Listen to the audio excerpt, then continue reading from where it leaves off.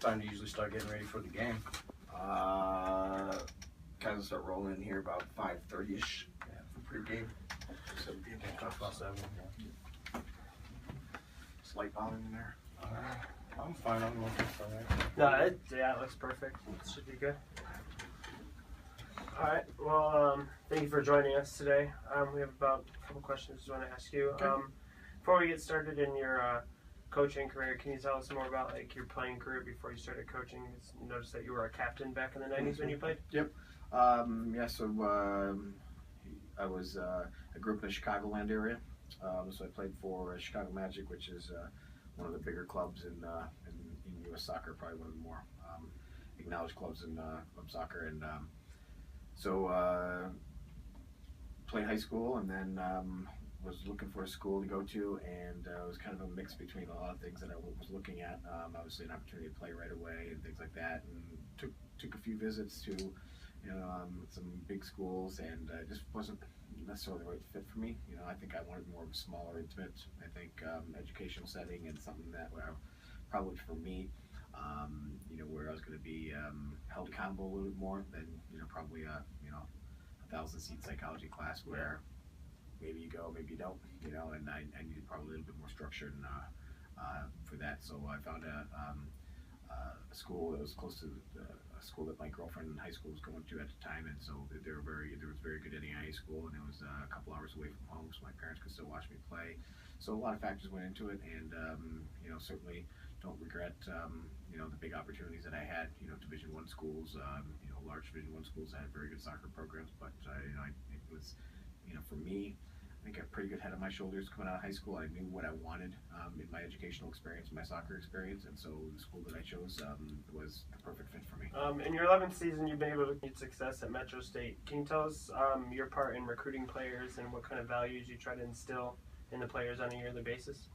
Well, I think for us, what we recruit, we look for three things, and when you have a school like ours, we can recruit pretty much across the board. We can cast a wide net, with the WUI tuition, so we concentrate kind of basically in the western states for us. Obviously we want to try and bring in as many Colorado kids as possible, and then we start kind of casting a wider net from there. I was in Arizona for 13 years before I came here, and with the Arizona schools, there's just not a lot of options for those players. There's a lot of good players, but there's not a lot of good options out there. So they have, I think, 14 junior colleges. They have one Division I men's program now with Grand Canyon, and then they have an NAIA program with Embry-Riddle, but that's more of an aeronautical and aerospace school. So if you're not interested in that, your options are kind of limited. So when we do recruiting, as you can probably imagine, and then what you're recruiting against in the conference as well, we're recruiting a lot against a lot of different schools, in a lot of different locations. So if you have a kid that wants to stay in the Denver metro area, probably schools like Adams State, Fort Lewis, and Colorado Mesa are probably not going to be of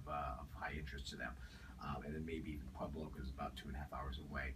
And then if you're looking at the schools in the Denver metro area, obviously you got Colorado Springs, which is about an hour, 15 minutes down south. And then you look at all the other schools in the Denver metro area, are very different in what they serve their students. And so you look at Colorado School of Mines, obviously, if you're not interested in doing engineering, and you don't have the grade point average and the great and the ACT scores, you're probably not going to be able to get in there. We just, your parents are going to be expected to contribute, probably quite a bit of the cost of education, since it's close to a $40,000-$50,000 school. You look at Colorado Christian, obviously they're looking for a certain type of kid, a faith-based kid. So with Metro State, we can kind of recruit across the board. We can recruit basically any of those kids that those schools are looking for, and any of those schools that those schools aren't looking for. So we can kind of recruit across the board. So for us, we typically have probably close to 900 kids that contact us per recruiting class, per graduating class. And so we got to whittle that number down to somewhere around 6-8 kids. I mean, so we're looking at probably less than 1% of the kids that contact me are going to get an opportunity here. So we can be really picky, which I think is a good thing. Whereas maybe the other schools can't be as picky. Colorado School of Mines, you talk to Frank, and Frank and I will always have this argument: whose recruiting job is easier? He'll say his is a lot harder because he's trying to find kids with 28 ACT that can play soccer. And I'll say, well, I got to try and whittle down 900 kids down to 6. So whose job is easier? I guess it's all in who's looking at it from that standpoint. For us, when we're looking at our recruiting class, what we're looking for as far as kids go, I think that we look at three things. I think we're looking at kids that have good character. We're looking at kids that are have good grades, and we're looking at kids that are good soccer players. Now, many people have asked me in the past, well, how do you rank them 1, 2, 3? I don't know if I can rank them 1, 2, 3. I would say that probably it's 1A, 1B, 1C. That we're not gonna be too flexible in any of those areas. And again, if they're not the greatest soccer players, well, that's our job, is to make them good soccer players by the time they leave our program. If they're not the greatest of students, obviously we have resources here at Metro State that we can afford those students to make sure that they're getting better academically, whether it's a study table that they do as part of our team requirements, whether it's the tutoring center, the writing center. We have a lot of resources available that they are able to improve their academic stuff. I think probably the one thing that we won't be flexible on is going to be character. I think, and the reason for that is because of the fact that that's probably going to be, I'm probably going to have the least influence on that. I can make a player a better player. I can make a kid a better student. But if it's a kid with bad character, I'm probably going to have the least amount of influence on that. I mean, as you guys know, an 18-year-old personality is an 18-year-old's personality, and I'm probably going to have the least amount of effect on that. Right. So that's probably what we're looking for as far as those go. And then obviously, once they get into the program, we're obviously maintaining those expectations with them that they're going to be good people, on and off the field. And With that being said, you are the most successful soccer coach here at MSU, and with that kind of under your belt, the tournament probably does hold a special place for you. Is it, something that you really strive for every year? Yeah, I mean, when you talk about successful coaches, we got them all. We got a lot of them at Metro State, and obviously, just not from within the men's soccer program, but obviously, we got going on with women's soccer. They won 2 national championships on that side during my time here, 2004, 2006. Our men's basketball program, our softball program, all of our programs are very good, all across the board. Right. So, for us, we're just trying to concentrate, I think, on just putting out a good product on the field every year, and like I said, bringing high quality kids, and I think make sure from that standpoint that I think that we're just doing a good job, in our program. Obviously we're not trying to compete with all the other programs in Metro State, but our goal for the year is obviously always the NCAA's. That's always kind of our goal. Now it's a very hard road for that to get to as far as men's soccer goes. There's basically in Division II, there's 8 regions in the United States. Most postseason fields are fields of 48, which means that each region's getting 6 bids in the region. In men's soccer Division II, we get 3 in this region, so we get half the number of bids that for example, women's soccer does for their postseason tournament in this region. So, if we've had 4, 5, or 6, I would have never missed the NCAA tournament in 11 years, but unfortunately, it's only limited to 3. And so, as a result, and there were some years that was only 2. We just got a 3rd bid last year. Before that, it was 2 bids. Next year, we're hoping that's going to go to 4. So it's really tough in Division II soccer because of the fact that every game's important, and for us, when you drop a couple of games, in other sports, that might be the difference between a 4 or 5 seed or a 5 and a 6 seed, but you're still probably going to get in. For us, a couple losses can move us, into the 4 or 5 seed, and we only get 3 bids. So, it's incredibly competitive to try and get into the postseason for us, and I think last 2 weeks we've been at 5, trying to claw our way into the 3 spot. And Mesa, the team that we play tonight, is number 2 in the region right now. St. Ed's, who is a team that we've beaten already, is number 1 in the region right now. Midwestern State is number 3, who we haven't played, and then Regis, who unfortunately we just lost to Wednesday, was the 4 seed in our region. So it's a tough road. That's always obviously the goal. I don't think that we kind of pin our successes on whether or not we get to the postseason, because we know it's a hard thing to do. It's a great accomplishment, but I don't know if we sit here at the end of the season and go, our season was a failure if we did make the NCAA's, or it was a success if we did, because of the years that we've gotten to the NCAA's and not done very well, and that's not a very successful way of the season. So I don't know if making the NCAA's is the B&B all for everything that we're trying to do. I think we're trying to be a well-rounded program, knowing that the road to the Division II tournament is very difficult for men's soccer. Yeah, I didn't realize it was that tough. That's really an accomplishment. Back to the beginning of your playing days and even the start of your career, did you ever imagine in your wildest dreams that you would become the most successful coach at a D2 school, or you would become the face of a program somewhere? Did you ever imagine something like that would happen?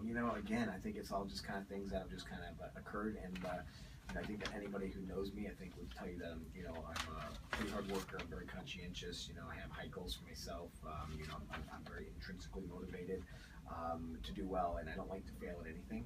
And that's always kind of been my personality with things. And so as a result, fortunately, those things have never happened. Where I've been unhappy. I've always been happy. The quality of life has been good. The wins, that we've won more than we've lost. All those things have been in play. But like I said, I don't know if I have larger aspirations than just kind of being happy in the moment. And if something came up tomorrow that I thought would be that I would be more happier doing than what I'm doing right now, I'd probably entertain it. But that hasn't come up in 11 years, and whether it comes up tomorrow or today, I don't know. But that'll just have to get evaluated when the opportunity comes about. But for right now, I think it's just concentrating on my job and trying to do the best job that I can, put the best product on the field that's representing Metro State, our university, and our athletic department, and our kids, and just concentrating on that.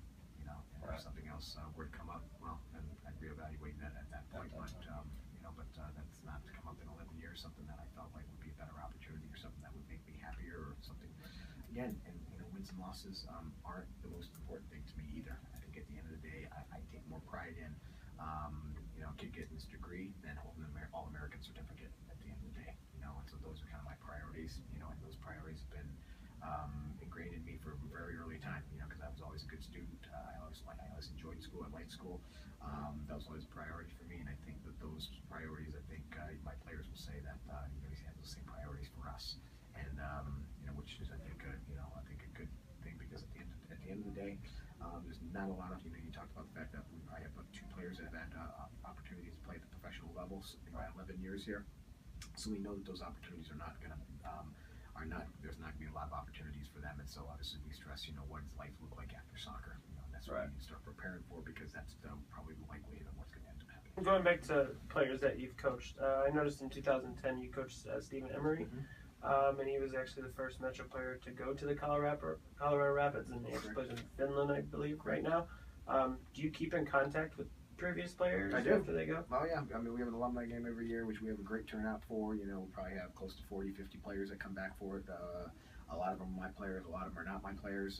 Most of the players that are playing, are played probably the vast majority of them are probably players that I've coached in my last 11 years, because they're the younger and the more fitter ones, that are still able to get on the field and perform. But I've always had a very good relationship with my players, and I think that's one of the greatest enjoyments of my job is the fact that you get to watch these guys move on from one stage of their life to another stage of their life, and that they're doing well, and that some of the values that you've taught them, they still hold true. You look at Stephen Emery, he's not playing soccer anymore. He played for a year with the Rapids, and then he got cut in his second season with the Rapids, went over to Finland for a year to play, and then decided that that wasn't most important to him anymore. If he had the opportunity, that was going to be great, but if it didn't, that was going to be fine with him as well. And so he came back. He was, I think, 3 classes away from finishing his degree. Came back and finished his degree, and now he's working for a healthcare firm out in Kansas City. So I keep in touch with a lot of them. I still see a lot of them at the games over the course of the season. I probably saw 4 of them, I think, last week at the game. So we still keep in touch. We have opportunities to meet up. Alumni, and I just met with one that's from Arizona the other day. He's a big Broncos fan, so he was coming in to watch the Broncos play on the Thursday night game, and so we met up for lunch. So I think those are a lot of the joys of the job too. Is that it's not just the 26 something kids that you're dealing with. It's dealing with the probably 2,500 kids that you dealt with over 11 years or whatever that is, and still have a good contact with them, and allowing them to talk about the great opportunities that they had here, and all the great stories and things like that. So those are rewarding experiences as well. Build those relationships. Absolutely. The last question: how would you like your legacy at Metro State? What would you like people to know? How would you like it to end? Boy, that's a good question. Again, not anything I really thought about, although I could probably drop over a heart attack tonight, and that'll be my legacy. My legacy will be set. But I think for me, I think if I'd like to be remembered, I think I'd like to be remembered as a competitive person, that gave our kids the best opportunity to win soccer games, and gave them an opportunity for life after soccer, and it put them in the best position to be successful, and hopefully to, instill some values in them that they still hold after they come out. Like I said, I mean, if they're not persons of strong character coming in, we probably don't take them in the first place. So we take kids with good character, and then obviously we try and instill those values and kind of refine some values so that we're preparing them, I think, for to make those contributions to society once they get done with their soccer careers here. So, again, I think probably just giving them the best opportunity to succeed. Whatever that means for them. Some played on high school programs or club programs that were just not very good, and this is probably their first opportunity or their first taste of winning, on a regular basis, so some are looking for that experience. Some are looking for experiences that will give them exposure to the pro level. We have those experiences. We've granted those players those experiences.